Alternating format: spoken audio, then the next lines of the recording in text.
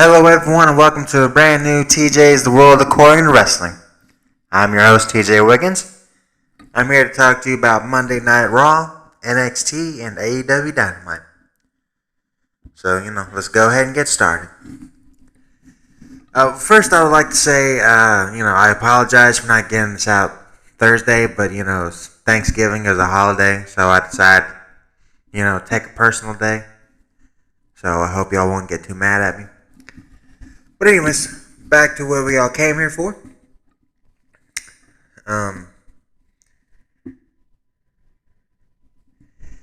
So the first thing on Raw is I have written down is that who cares about the egg? So you mean to tell me that they released 120 people in the past year and a half, 2 years? So they can afford this dumbass egg? This is fucking stupid. This is absolutely bullshit. Speaking of absolutely bullshit, Riddle literally dresses up as Orton for some goddamn reason. He beats Ziggler with an RKO, then Orton hits, a bro Derek to Rude, and Ziggler and Rude, I guess, are apparently being punished for actually being a good tag team. They're just two guys that actually know how to work. This is so stupid. He's so fucking childish. It doesn't make any damn sense to do this shit. Next, we have Belair beats Tamina very quickly. It's funny because there ain't nobody meaner than Tamina. But yes, you can't fucking win. Next, there is a tag match of the Street Profits taking on Omos and Styles, and ends in a DQ. When, the Street Profits uses a fire extinguisher. And the crowd fucking cheers. Omos and Styles did nothing to have to be used a weapon against. They just did that shit and the people fucking cheered them. They did nothing wrong. Yet they get hosed with the goddamn fire extinguisher. Fucking turning heel. It's absolutely ridiculous. And the next thing on my notes, I literally wrote, oh my god, Selena and Carmella beat Rhea Ripley and Nikki Cross for the tag belts. How and why the fuck did that happen? Both of them can't wrestle. Selena is still good as a manager, but she can't fucking wrestle. Carmella can't wrestle at all. How the fuck did them two beat Nikki Cross and Rhea Ripley? That's absolutely fucking insane. But, that's of course using actual wrestling logic. So that's, has to go right out the fucking window.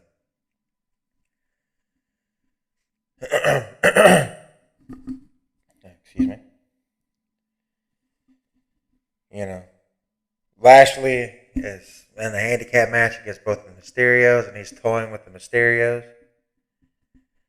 And he splits them up there. He knocks Mysterio off the apron, and then he gets Dominic in his hurt lock, the full Nelson.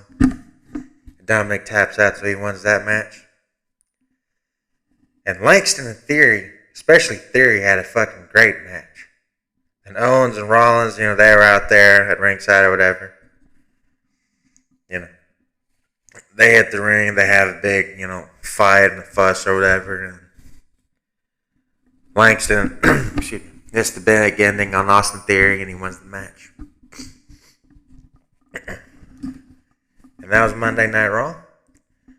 I swear that show is so damn bad. The only good thing on that show was Austin Theory. Next we go over to NXT. Waller and Ciampa was in a match for too long. Ciampa, who's the world championship, had been in a goddamn squash match. This match should have taken 6 to 8 minutes at the most to beat the new up-and-comer.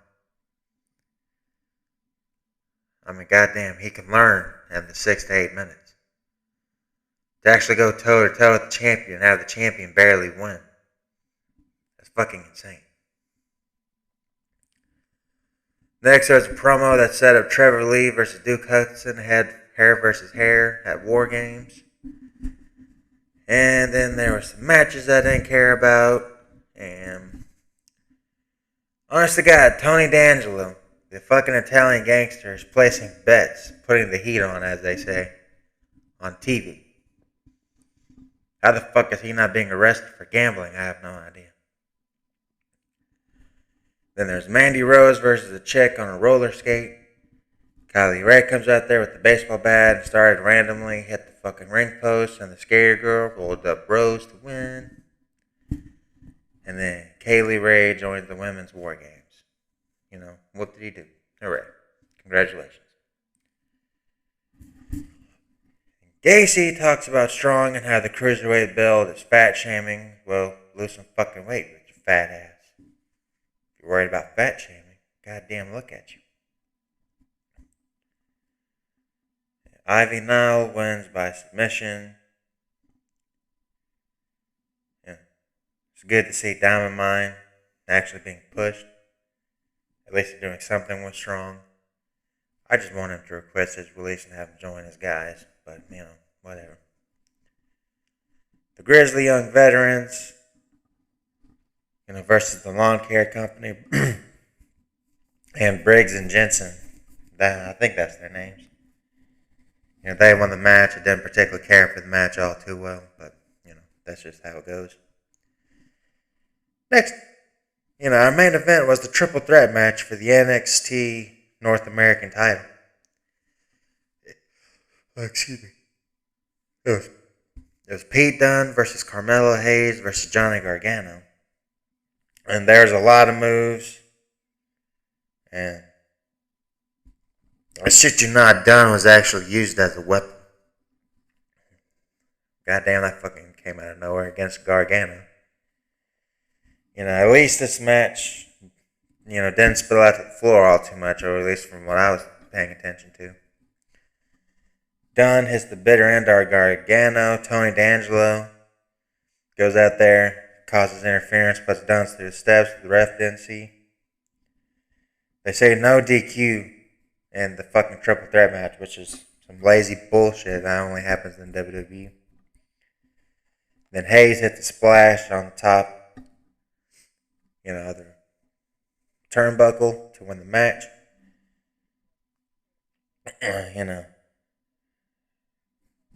Trick comes out there, starts causing a fuss. And, all the different sides of this match are going to be in it. And all of a sudden, Steiner comes out there and says the magic words, War Games. So that's how they're going to get, the War Games match.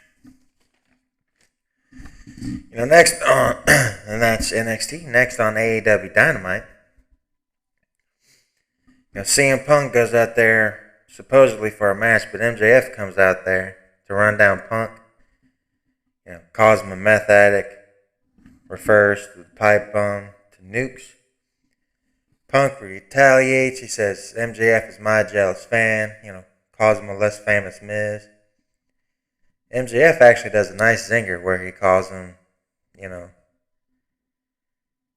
a fucking punk that preaches hustle, loyalty, and respect. I kind of like that. Punk says MJF will make news, make the newspapers and the obituaries.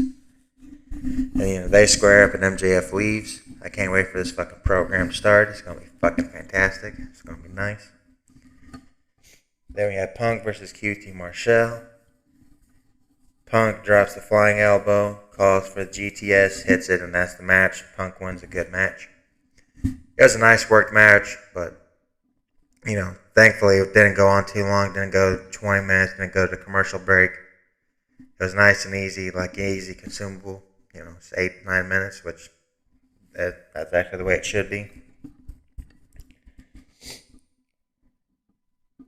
And here's something that came out of fucking nowhere. The contract negotiations between Lio Rush and Dante Martin with Team Taz. And Dante Martin, he just fucking signs on the dotted line for Team Taz. And right out of nowhere, there's no hard decision. There's no him being torn between any sides. He just fucking signs. So I just can't wait for him to go in there and break up the team. But, you know. A, I'm not supposed to know that. And B, we'll see where this fucking insanity goes. Next, we had a quarterfinal match between Thunder Rosa and Jamie Hayter. And Rosa is going... You can tell Rosa is going to win.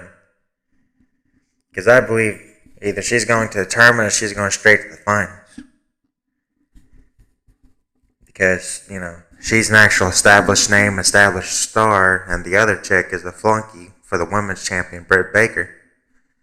So you can tell who's going to win this match. And Thunder Rosa did win this match. And she's going on to the semifinals. Next, Bryan Danielson beats Colt Cabana in short order. It's fantastic.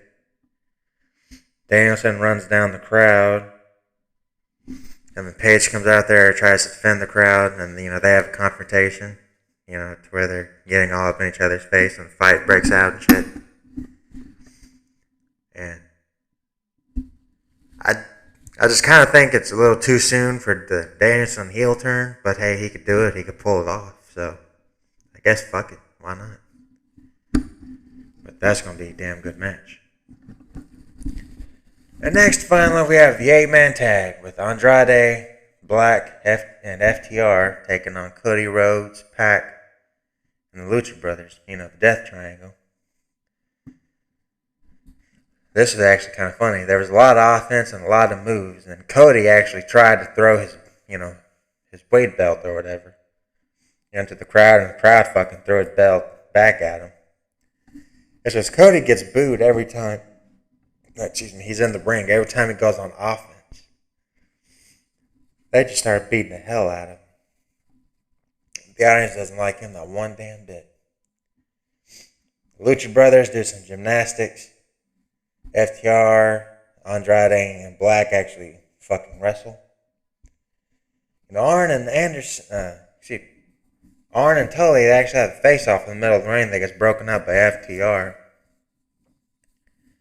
And Andrade beats Rey Fenix. The heel team celebrates and how they won, how, you know, it's going to be, you know, death, darkness, gloom, and despair. But, you know, I thought that was a good match, and I thought they should have won this match. I just don't believe that you should have Black, who's a separate entity, a separate being, be aligned with Andrade, who's another separate entity with his own stooge, and FTR, who are a tag team in a fucking heel stable already. So why are they associating with these two guys when they have an entire fucking 4 other guys that they need to back up and be with? It doesn't make a lot of sense to me.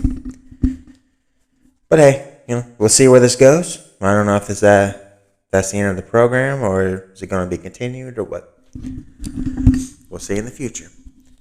Thank you all for listening, everybody. Don't forget to like, share, and subscribe. Turn on the notifications bell. Leave a comment down below. And thank you all for listening. Bye-bye.